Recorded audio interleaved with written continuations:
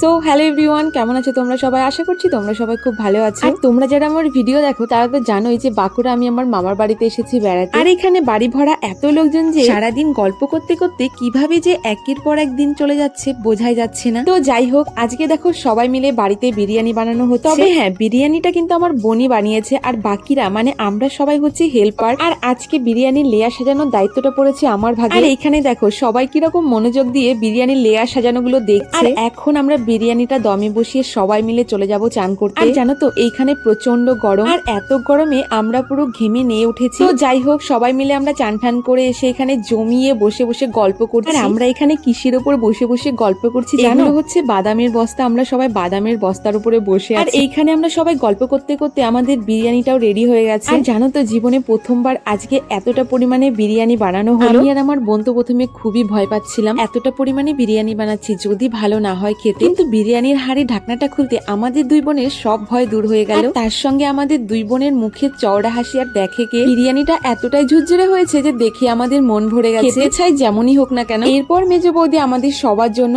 একে একে থালায় বেড়ে দিল। এইবার খেয়ে দেখার পালা যে খেতে কেমন হয়েছে। আর জানো তো, আমার দাদা বৌদিরা সবাই যে যার মতো আলাদা আলাদাই খায়, কিন্তু বেশ অনেকদিন পর আজকে সবাই মিলে এক জায়গায় বসে একসঙ্গে খাওয়া হচ্ছে। আর তাই আজকের দিনটা আমাদের সবার কাছে খুবই স্পেশাল। সবাই তো খেয়ে বললো যে দারুণ হয়েছে নাকি খেতে। অনেক তো হলো সবার রিভিউ নেয়া, এবার চলো আমিও একটু খেয়ে দেখি যে কেমন হয়েছে খেতে। আমি আবার জানো তো বিরিয়ানি রাইসের সাথে একটু আলু একটু চিকেন ভেঙে নিয়ে একসঙ্গে ব্রাইট নিতে বেশি পছন্দ করি। আর আজকে বিরিয়ানিটা খেতে এত ভালো হয়েছে যে কি বলবো তোমাদের। আজকের বিরিয়ানিটা নিয়ে তো কোনো কথাই হবে না, জাস্ট অমৃত হয়েছে খেতে।